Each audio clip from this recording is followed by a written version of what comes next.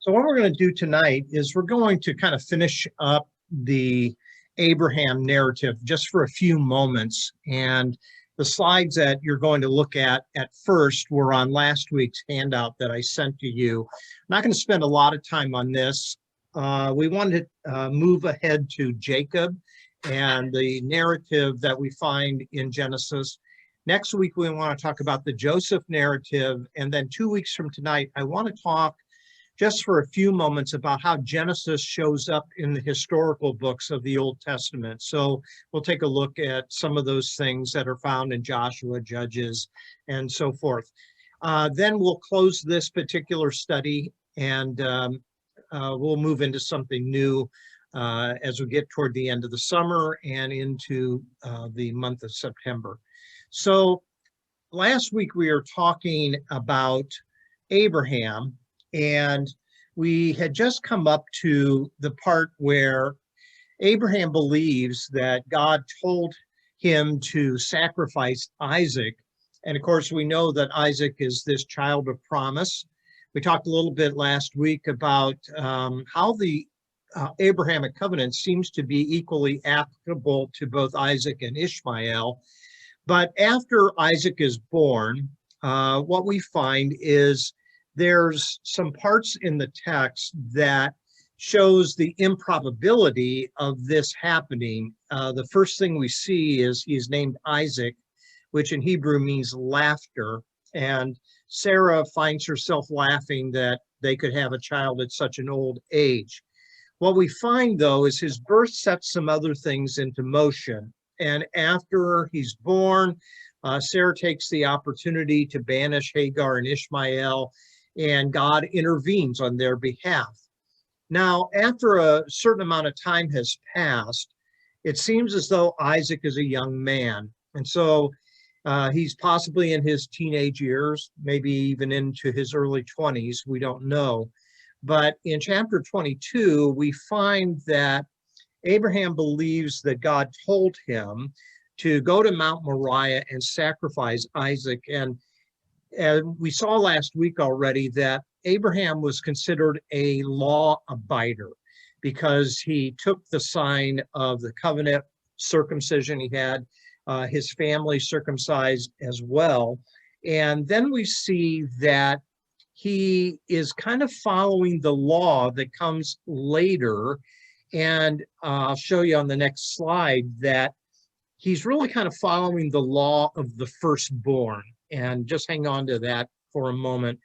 When we think about how Abraham, this law abider, is about to kill his son Isaac, we know that the book of Romans, chapter 4, makes a big deal about the fact that Abraham was considered righteous in the eyes of God, and that he believed that God was going to hold true to the promise that he made to him. So it doesn't say outrightly, but implication theologically is perhaps Abraham thought that Isaac would be raised from the dead to continue on the promise.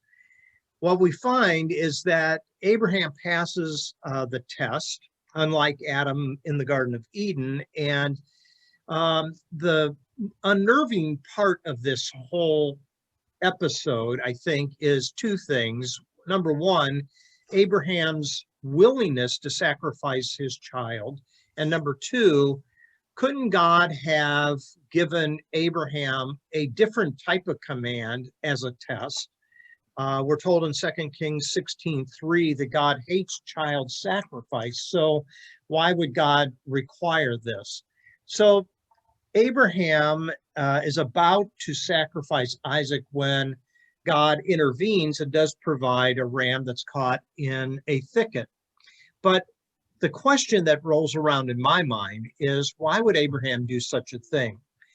And here's another hint that the book of Genesis is probably a later document than one we often think of, because there is a law that is unfolding in the book of Exodus, chapter 13, verse 1 and verses 11 through 13, where it says that God lays claim to the firstborn, whether it is a child or an animal. And so I'll just read you this one verse. It says in chapter 13, verse 1, the Lord said to Moses, consecrate to me every firstborn male, the first offspring of every womb among the Israelites belongs to me, whether man or animal.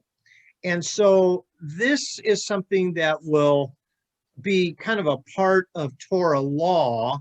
And we find that Abraham already is kind of following it and obeying it. And later, we find as the progression of a revelation takes place, we find that an animal is substituted for the human. But this doesn't occur until after Mount Sinai, when the law is given to Moses and the people of Israel. But nonetheless, what's taking place is interesting. Abraham seems to be expressing a faith that God either won't actually make him go through with it, or, as I mentioned, Romans chapter 4, perhaps God would bring Isaac back to life. In chapter 22, verse 8, it does say this, Abraham answered, God himself will provide the lamb for the burnt offering, my son. And the two of them went on together. So was was Abraham lying to Isaac, or did he really believe that God was going to supply? So these are a lot of questions in an episode that leaves most people a bit uncomfortable with God's call on him and Abraham's willingness to kill the very son that he had waited so long for and was actually a miracle child in old age. So do you have some thoughts there? Any comments on that? I read something once. Can you get a little bit closer to the mic, Brenda, please? I'm not even sure where my mic is. Can you hear me? Yep, that's perfect. Yeah. Okay. I read something once. I don't remember where or if I heard someone speak on this, but they said that Abraham was a pagan and it was not uncommon at that time for child sacrifice. Mm-hmm. So this episode, the real purpose of it was to let Abraham know that God found child sacrifice unacceptable and off limits. So he presented that whole experience to Abraham, then told him, no, Mm-hmm. I don't want this. So the whole object of the story was really to let the nation coming from Abraham know that he did not want them to do any child sacrifice. I think that is the lesson in the end. I really do believe that's true, and that may be the test, is whether he's going to step away from his pagan roots, that type of thing. That's good comment. Thank you. Other comments? Okay, so there's one more part of the Abraham narrative that's kind of strange. And I want you to turn to this passage. It's in chapter 14, and there's a man that shows up all of a sudden here when Abraham is going to rescue Lot from being captured by some ongoing skirmishes that are taking place around Sodom and Gomorrah and other parts of the surrounding territory. What we find here is as Abraham rescues Lot from his situation, it says in verse 17, after Abram returned from defeating Chedorlaomer and the kings allied with him, the king of Sodom came out to meet him in the valley of Shaveh, that is the king's valley. Then, and here we're introduced to someone right out of the blue, not introduced in the Genesis narrative at all. Then Melchizedek, king of Salem, brought out bread and wine. He was a priest of God Most High, and he blessed Abraham, saying, Blessed be Abram by God Most High, creator of heaven and earth, and blessed be God Most High, who delivered your enemies into your hand. Then Abram gave him a tenth of everything. And the king of Sodom said to Abram, Give me the people and keep the goods for yourself. Obviously, this is spoils of war. But Abram said to the king of Sodom, I have raised my hand to the Lord, God Most High, creator of heaven and earth, and have taken an oath that I will accept nothing belonging to you, not even a thread or the thong of a sandal, so that you will never be able to say, I made Abram rich. So there's this interaction with the king of Sodom. There's this interaction with a guy by the name of Melchizedek. And as quickly as he shows up in Genesis, he disappears. What's fascinating is the two offices, if you want to call it that he holds is he's a king, number one, and he's also recognized as a priest. So he's the king of Salem, which will later in the Old Testament text become Jerusalem. And then he's the priest of God Most High, El Elyon, recognizing Abraham's God. Now, when Abraham comes back from rescuing Lot from captivity, he meets up with Melchizedek, and then he pays him a tithe, which is fascinating. Maybe he's giving this tithe because he recognizes his kingship and his priesthood. We're not really told, but it's important for the readers of the book of Genesis to understand that Melchizedek is only mentioned 2 other times in the entire Bible. And one of them is in Psalm 110, verse 4, where David is told that he is going to be defined both as a king in a secular term, but he also plays this priestly role as well. So that's important to keep in mind here. This man, Melchizedek, will become the model of a different kind of priesthood. And so I was kind of thinking about this a little bit more.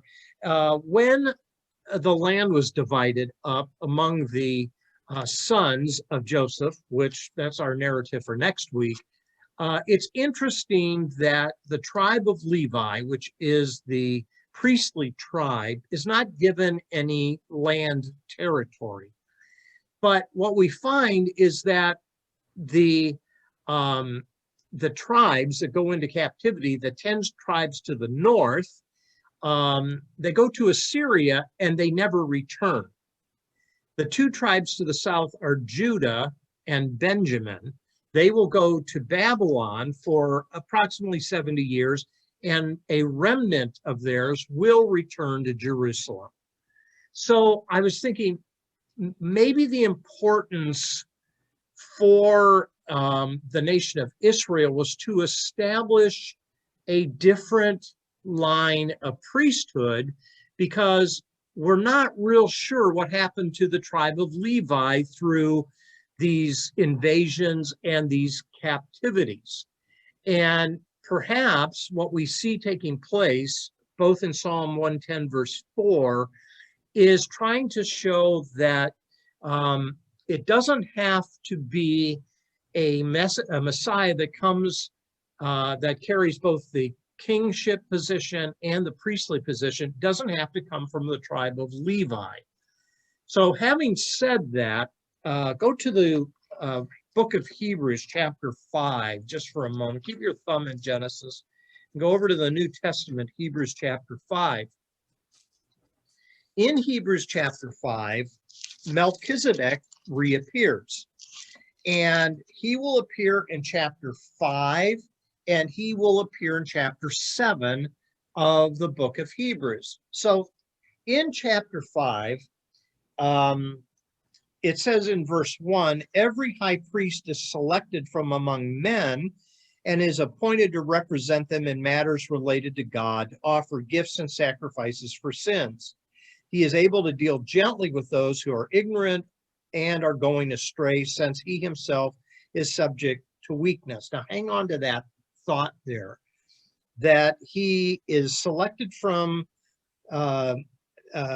men, and he is not sinless. He has his own weaknesses. And it says, verse 3, this is why he has to offer sacrifices for his own sins as well as for the sins of the people. And then he goes on, and the writer, whoever the writer of Hebrews is, talks about Christ. Verse 4, no one takes this honor upon himself. He must be called by God, just as Aaron was. So Christ also did not take upon himself the glory of becoming a high priest, but God said to him, you are my son, today I have become your father. And he says in another place, and then he quotes Psalm 110, verse 4, you are a priest forever in the order of Melchizedek. Now, this is the first line of thought here, that because Melchizedek shows up and disappears without beginning or without end, the writer of the book of Hebrews says that's the kind of priesthood Jesus has. He is eternal in nature. He's not a man from the tribe of Levi. He's not a man of weakness.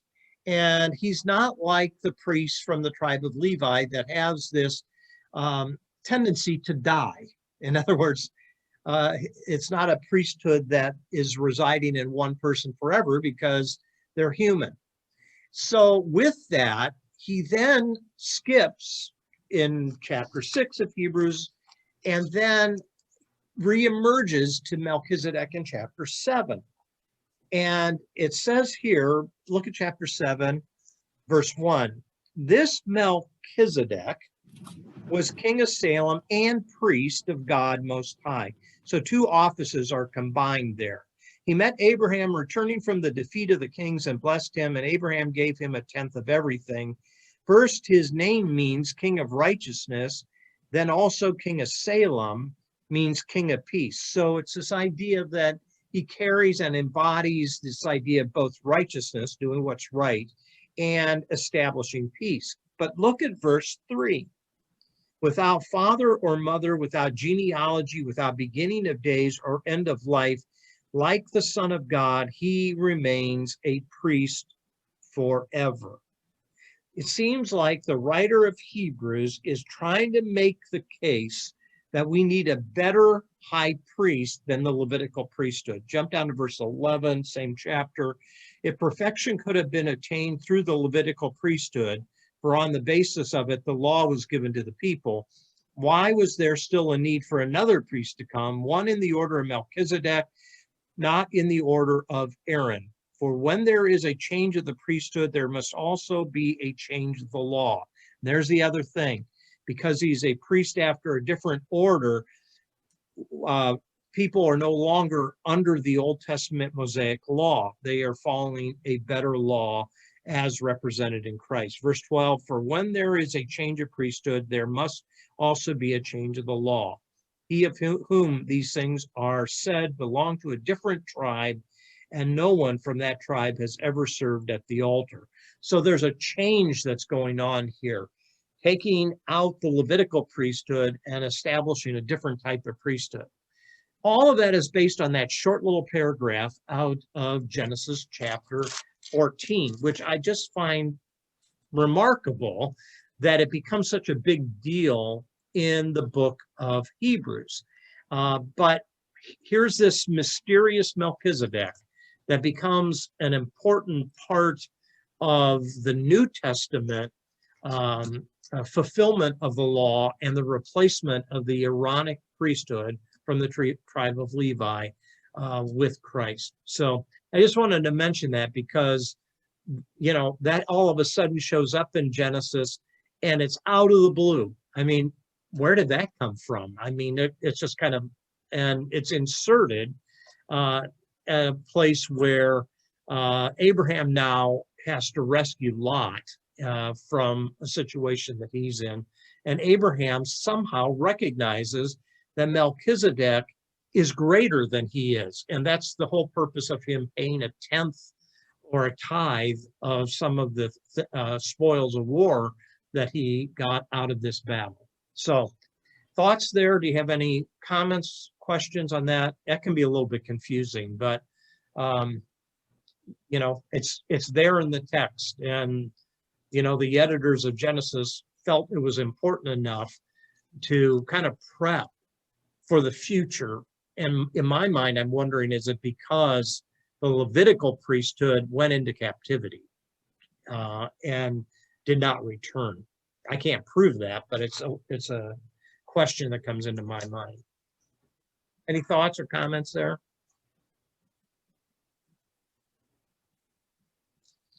Okay, so we're going to finish up Abraham's narrative, and we're going to talk a little bit about Jacob.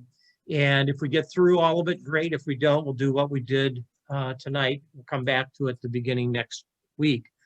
So the Jacob story is found in 10 chapters of Genesis, chapters 25 through 35. And that is pretty substantial compared to the fact that Isaac, his father, is really only given one chapter in the book of Genesis. So lots about Abraham, very little about Isaac, lots about Jacob, and lots about Joseph. Now, we're introduced to Jacob on his birthday. And if you come to Genesis chapter 25, what we see taking place is Isaac and Rebekah, they have twins. And these twins are named Jacob and Esau. And in the birth of these twins, there are two nations that come from their lineage. For Jacob, his descendants will become Israel, and for Esau, they will become the Edomites.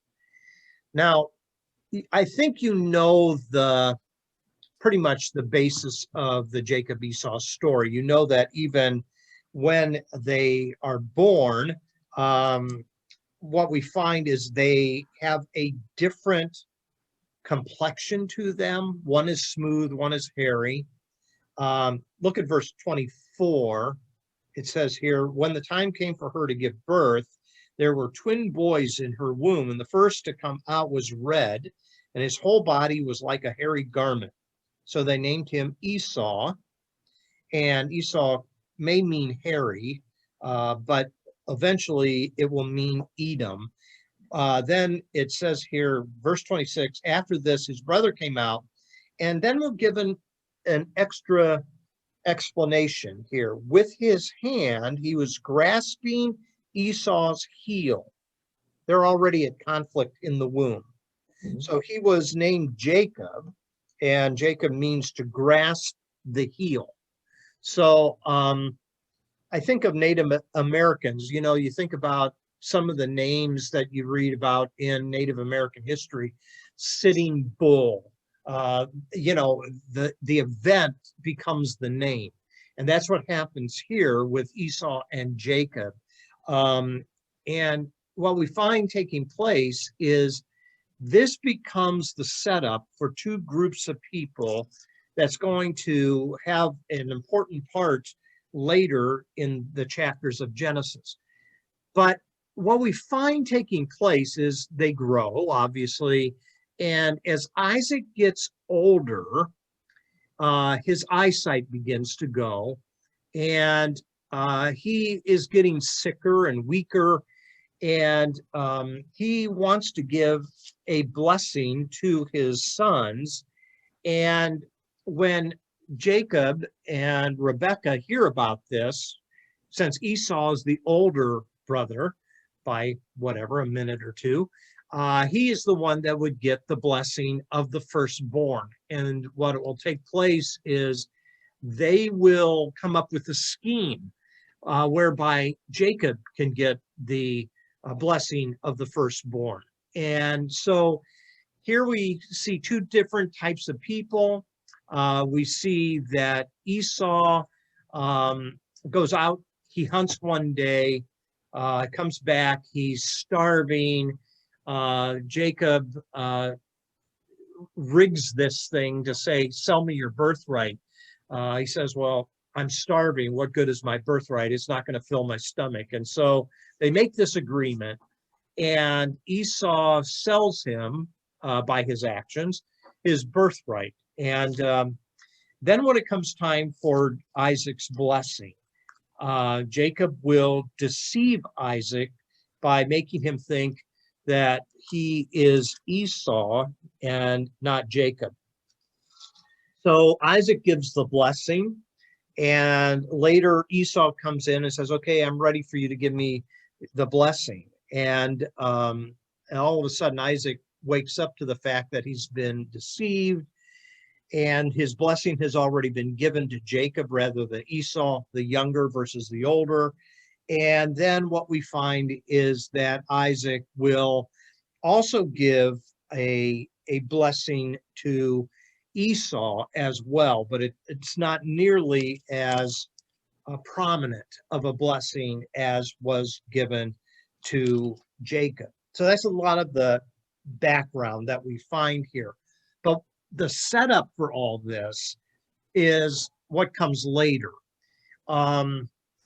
What we're told is it seems as though the Edomites, which are descendants of Esau, are subject to the Israelites for many, many years until the Edomites finally revolt. And you can see the cross reference right here in 2 Kings 8:20. They finally revolt against the Israelites. They set up their own king. So there's this animosity that is going on between these two boys over the course of most of their life, and their descendants carry on this animosity. This becomes really apparent when in chapter 28, after the blessing has been given to Jacob rather than to Esau, Jacob fears for his life, and he thinks that Esau is going to kill him. And so he's going to flee, and we're told that he goes to Beersheba, verse 10. Jacob left Beersheba and set out for Haran. When he reached a certain place, he stopped for the night because the sun had set. So he takes off, and as he takes off, he's going to go at the advice of his mother to Uncle Laban's house, where he is to find a wife. And if you come back to verse 1 of chapter 28, it says here, so Isaac called for Jacob and blessed him and commanded him, do not marry a Canaanite woman. Keep that in the back of your mind, okay, just for a few moments. There's a subject that comes up. It's really on the heels of Brenda's question last week, and that is Jacob his name is going to be changed to Israel, but the family from Abraham, as you remember, she mentioned, they're really Babylonians because they come from Ur of the Chaldeans, which is another word for the Babylonians. So this idea of the Canaanites is going to come into play when there is the question, what are the true origins of the nation of Israel? So just keep that in the back of your mind for a moment. So while Jacob is not to marry a Canaanite woman, Esau does. That's what's interesting. Esau ends up marrying a Canaanite woman. He travels to Haran. He goes to Uncle Laban's, and on his way, he has a dream. And as he's fleeing, he spends the night. And it tells us here in verse 11, he takes one of the stones there and he puts it under his head and lays down to sleep. Now, that does not sound very comfortable to me. But he has a dream, verse 12, in which he saw a stairway resting on the earth with its top reaching to heaven, and the angels of God were ascending and descending on it. So there's this portal between heaven and earth, and what is the purpose of the dream? We're told in verse 13, there above it stood the Lord, and he said, I am the Lord, the God of your father Abraham and the God of Isaac. I will give you and your descendants the land on which you are lying. Your descendants, will be like the dust of the earth, and you will spread out to the west and to the east, to the north and to the south, and all people on earth will be blessed through you and your offspring. I am with you, and I'll watch over you wherever you go, and I will bring you back to this land. I will not leave you until I have done what I have promised you. What is that? It's the Abrahamic covenant all over again. Now it's being reiterated to Jacob. He is the one that's going to carry on the promises of the Abrahamic covenant. So the vision that's given to Jacob is in spite of his shortcomings. He's a deceitful guy. Eventually it's going to come back to bite him. He's going to be deceived.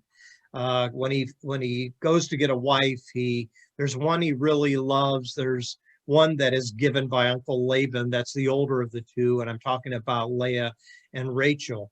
And what we find is that he has this dream here, and then he names this place that he has this dream. If you jump all the way down to verse 19, the place is called Bethel, which means the house of God, the house of God. I met God here. And then Jacob makes a vow that if God will be with me and will watch over me on this journey I'm taking, and give me food to eat and clothes to wear, so that I return safely to my father's house, then the Lord will be my God. And this stone that I have set up as a pillar will be God's house. And all that you give me, I will give you a tenth. All of a sudden, the tithe shows up here. We saw that just a moment ago in the Abraham story. So it's fascinating here that now my father's house, if he gets me safely back there, then this God who appeared to him in the dream will be his God. So there's kind of like a conversion that's going on here, and he responds to it by promising anyways, giving a tenth of all that he prospers by. So, okay, that's kind of the groundwork for this, but you have questions before we move on? All right. So first he has a dream, and then it's interesting that he has a wrestling match next. And in chapter 32, what we find taking place here is, you come over to chapter 32, he's told that Esau's on the way to meet with him. And Jacob gets a bit nervous that Esau's coming, and he's going to prepare himself to get ready for what he thinks is going to be a war, a skirmish with his brother. And we're told in the text that this one night, well, let me back up a second. So the messengers that report to Jacob, verse 6 of chapter 32, they do some reconnaissance. And when they do, they come back with the message: we went to your brother Esau, and now he is coming to meet you, and 400 men are with him. That sounds like war is coming. So in verse 7, it says, in great fear and distress, Jacob divided the people who were with him into two groups. Jacob's thinking is, well, they can't chase both. If I'm going to lose some of my family, we'll send some in one direction, some in another direction. Verse 8, he thought, if Esau comes and attacks one group, the group that is left may escape. And then Jacob prays. O God of my father Abraham, God of my father Isaac, O Lord, who said to me, go back to your country and your relatives, and I will make you prosper. So he is holding out that he can go back, and yet Esau stands in the way. Verse 11, look, he prays, save me, I pray, from the hand of my brother Esau, for I'm afraid he will come and attack me and also the mothers with their children. So he's in a lot of turmoil there. And as he's in all this turmoil, what we see taking place is that he needs another vision, or he needs another promise. He needs some assurance of some sort. And jump down to verse 22. That night, Jacob got up and he took his 2 wives, his 2 maidservants, and his 11 sons. He crossed the ford of the Jabbok. And after he had sent them across the stream, he sent over all possessions. So Jacob was left alone, and a man wrestled with him till daybreak.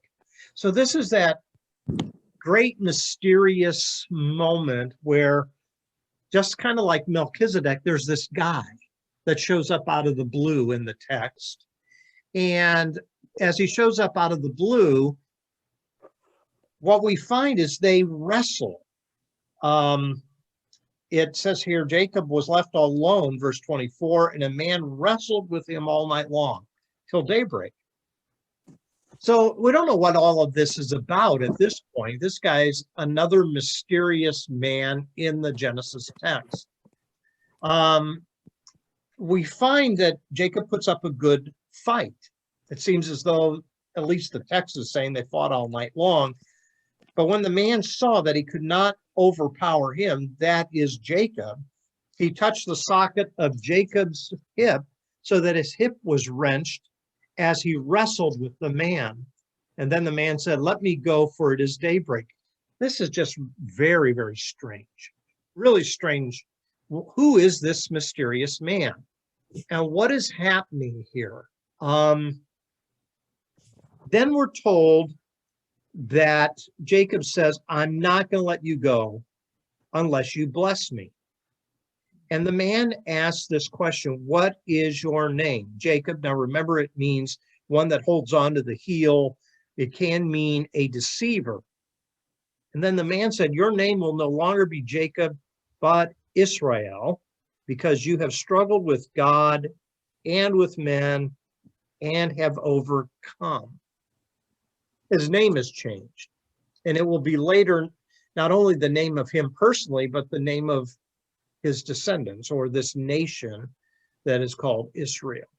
So strange. A couple of strange things happened to Jacob, and it all seems to be some defining moments in his life in light of the fact that he was a deceiver, he was a character, he was a manipulator, he's all these things, and yet he's the one that is given the repetition of the Abrahamic covenant.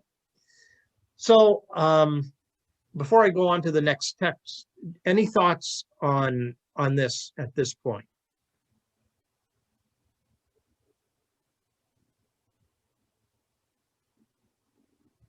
So now here's the question.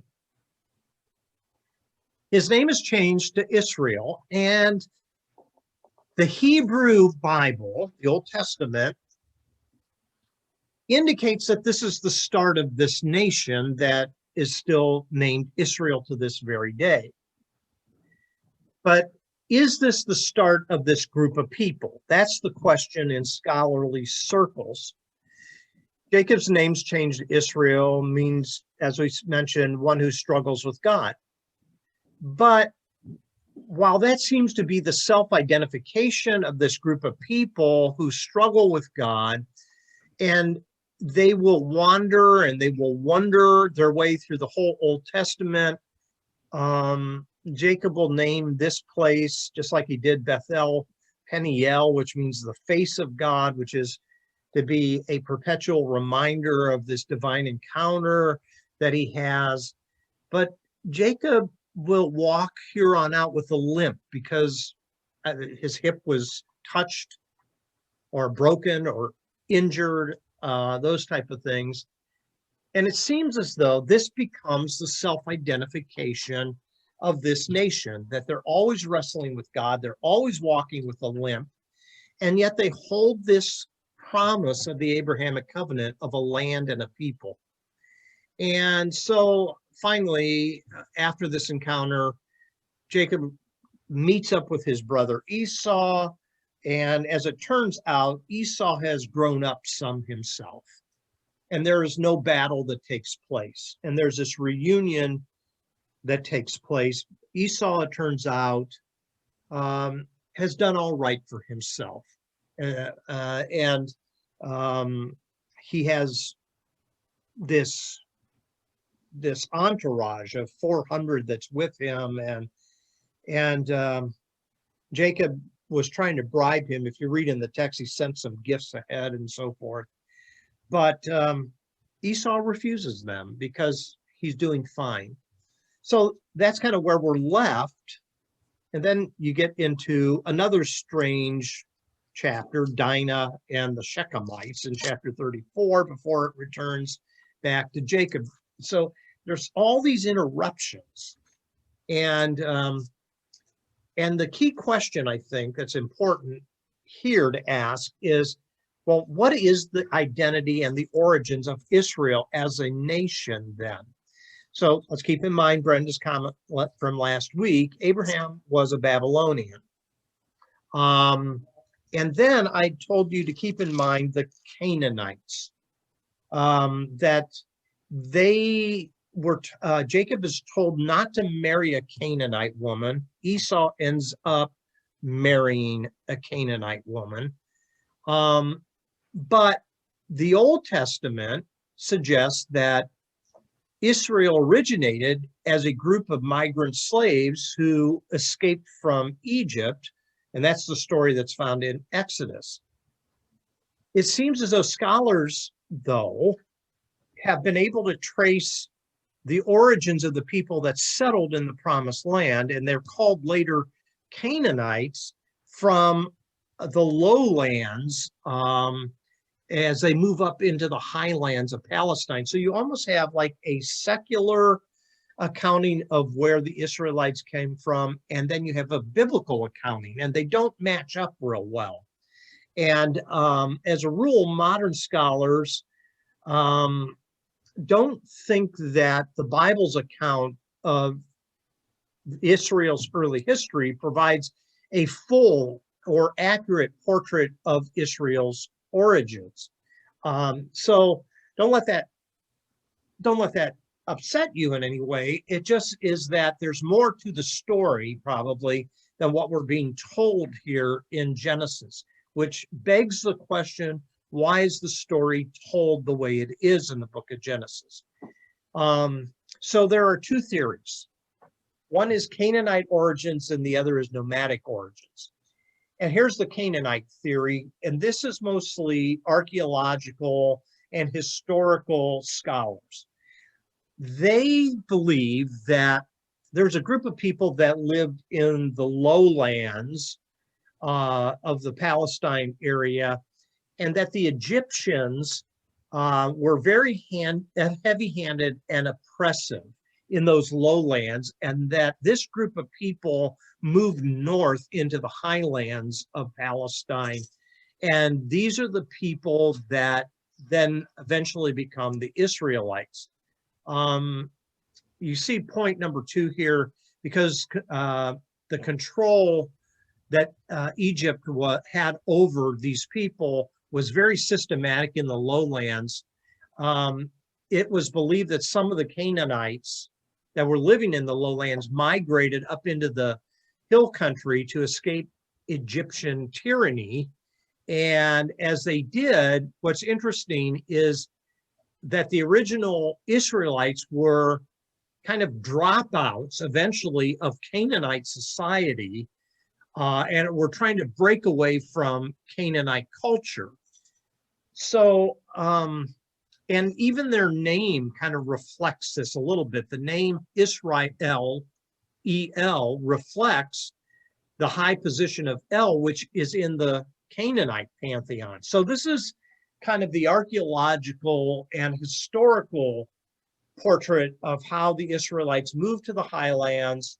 They take a Canaanite god and they want to break from the pantheon of gods and Canaanite culture, and they create their own culture and yet still retain the name El, which is a part of their name.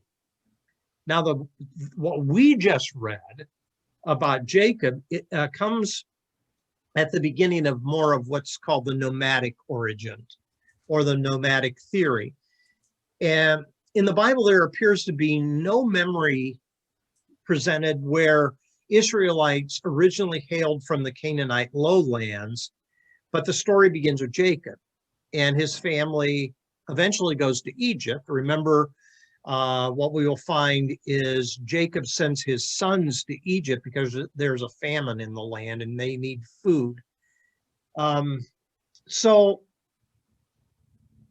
a caveat here, I think, is important, and that is, when we look at the Bible, we're not necessarily looking at the history of Israel in complete form, but probably more of a narrated type of presentation so that an identity can be formed that comes from Jacob and his 12 sons, and then eventually this group of people that cross the Jordan River in the book of Joshua and move into Canaanite territory.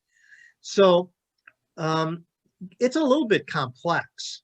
And I think what we find I think there's a scholar that helps us here that I'll show you on the next slide, is that maybe the biblical text is not so much a historical text, but a pedagogical text. That is, it's trying to teach the Israelites what kind of people they are to be.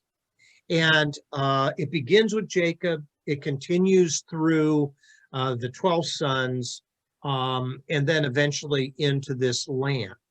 But I just want you to be aware, because a lot of times people, if you listen to pastors, you know, they kind of take the text and say, oh, this is the straightforward history. But I just want you to know there's a tension that the archaeological and historical elements from scholars, and these are secular scholars as well as obviously religious scholars as well, that say, no, there's more to it than that. So let me stop there and see if you have some questions or some thoughts or concerns.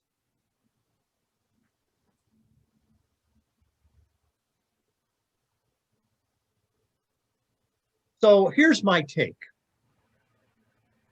I think what Genesis is doing through the Jacob narrative is really kind of transcending the historical events as a whole. In other words,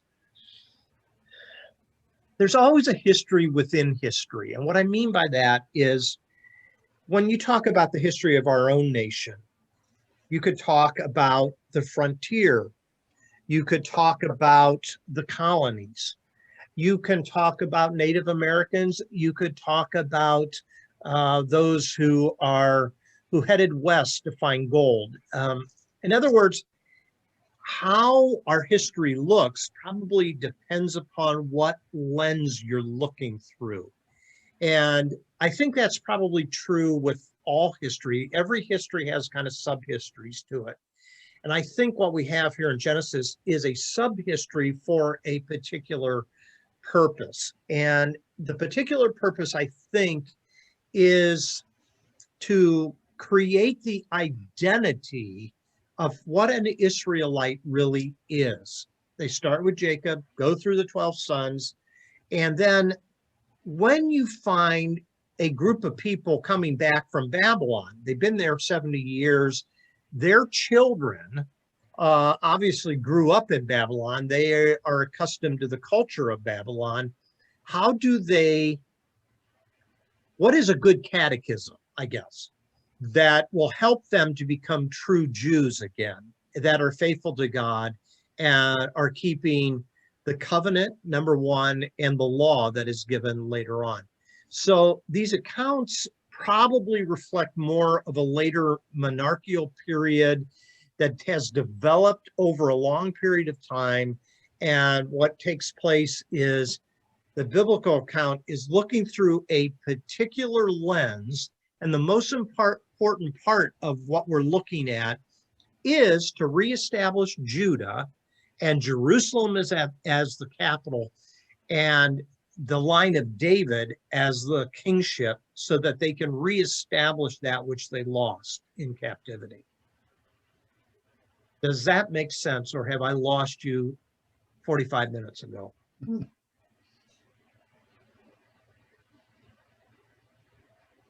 Okay. So here's this guy, Jacob Wright. He's a professor of Hebrew Bible at Emory University, and he is the one that has suggested that the Hebrew scriptures that we have in the Old Testament worked in response to their defeat, both Israel to the north to Assyria and Judah to the south to Babylon. And he believes that they collected the earlier writings and then they began to shape them as a roadmap back to form the community that they had lost. And so you can see here in bold that the Hebrew scriptures kind of serve as an educational curriculum that creates, shapes, and molds people in the aftermath of their defeat. And when you think about it, when we think of Jewish people today, we don't think of Judaism, the religion, only, but we are also thinking of the Jewish culture as a whole. So you can have secular Jews that keep the Passover, keep the high holidays, observe the Day of Atonement, all those type of things, because it's part of their whole culture. It's not just a part of their faith. Mm-hmm. Does that make sense? Yeah. So maybe the Hebrew scriptures are helping to reform that culture that they had lost. I don't know if that makes sense to you or not, but does that help? You have some questions there?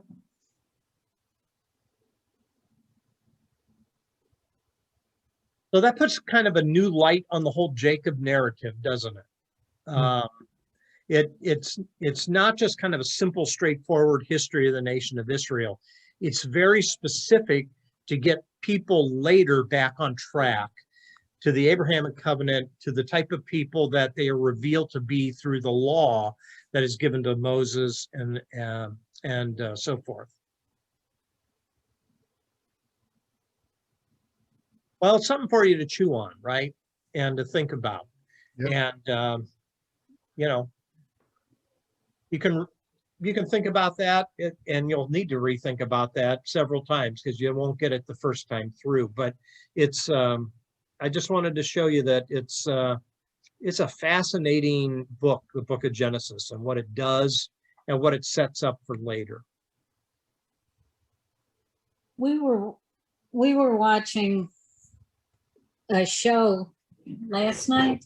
It's on Nat Geo, and this guy goes out and investigates different biblical stories, and he's right now in Exodus, and he was doing the parting of the Red Sea. Mm-hmm.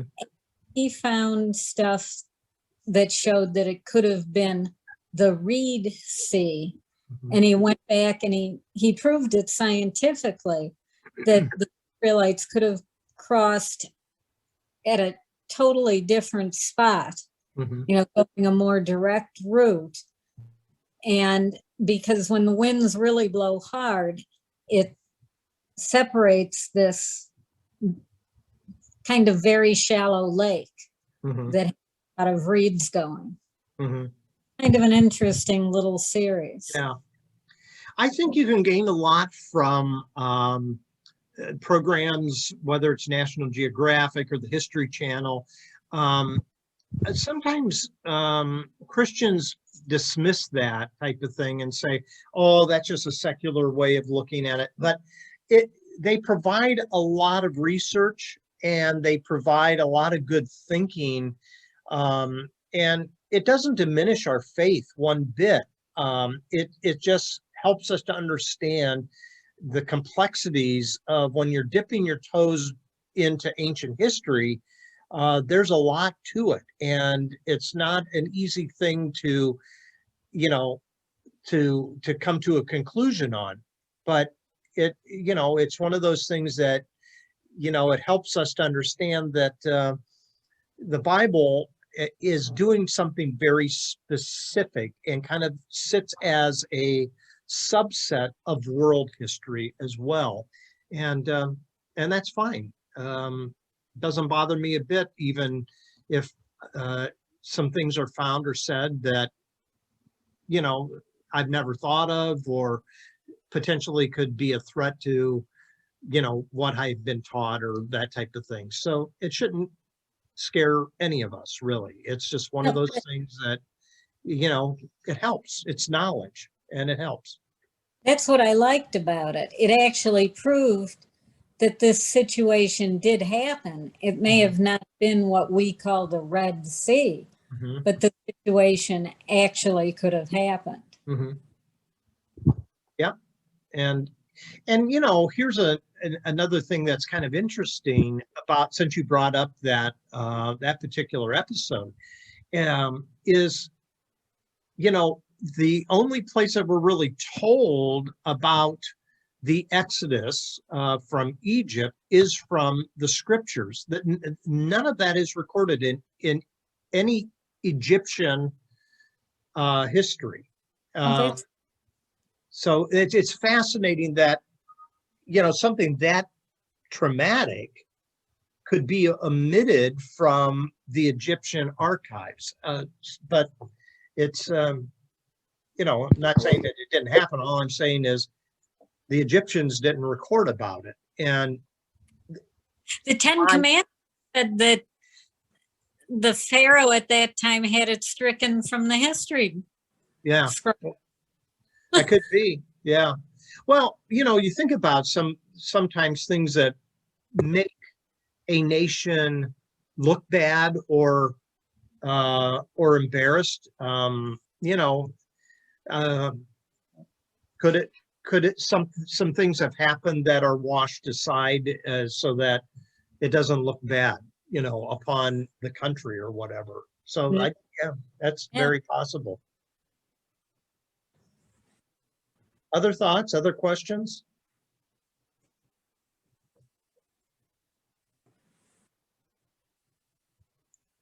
Well, we're going to close off our study for tonight at this point.